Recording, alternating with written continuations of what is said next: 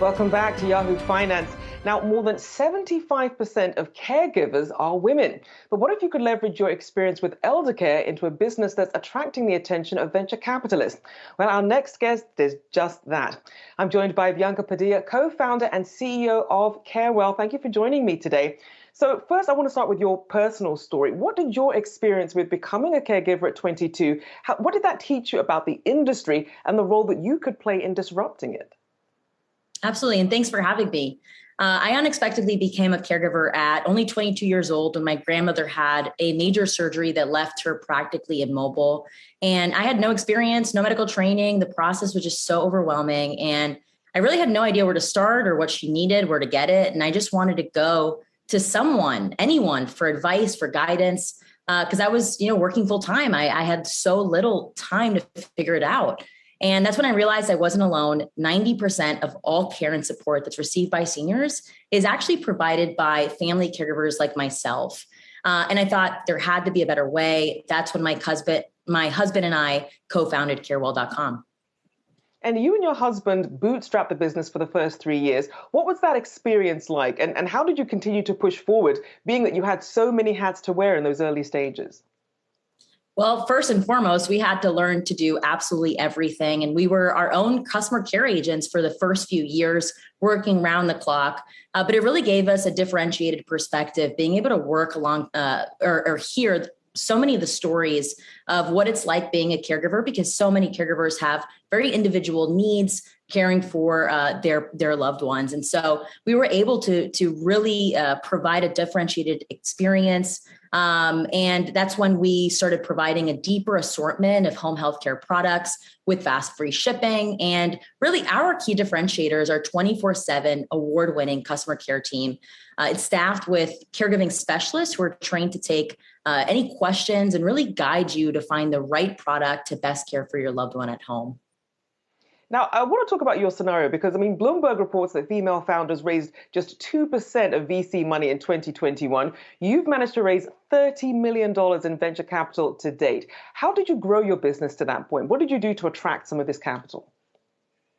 We always stuck to business fundamentals and making sure that we were providing the absolute best experience to our customers.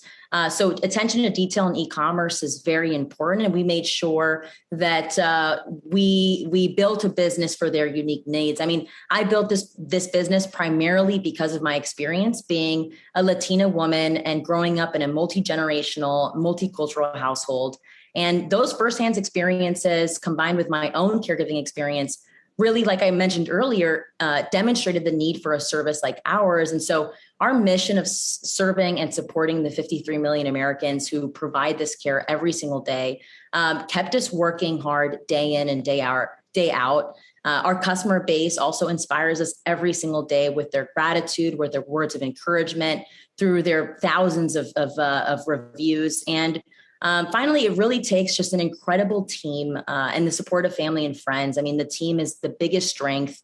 And we were very, very lucky to have found really an amazing founding team early on that fought for every win and through every single challenge. And so all of those wins and all of the successes we were able to show for the first 3 years. And that's what allowed us to successfully raise over $30 million of venture capital, as well as grow the team to over 140 employees. And we were named number 74 on Inc. 5000's fastest growing companies list. And even named Fast Company's most innovative companies list as well.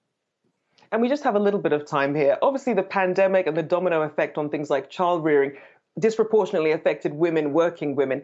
And in your notes, you say 1 in 5 Americans can expect to act as a formal caregiver in some point in their lives.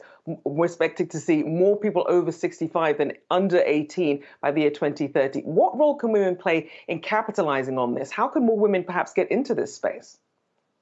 I think looking for companies, there are so many companies that are being started every single day in the caregiving space or in the elder care space.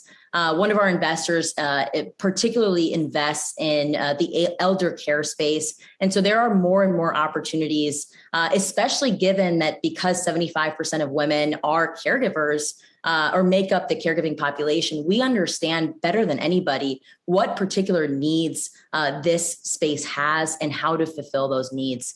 And more every single day, we're getting more funding, more recognition, and really now is the time to start a business and to be able to go for it, or to join a business like Carewell or so many of the other successful businesses that are being run today.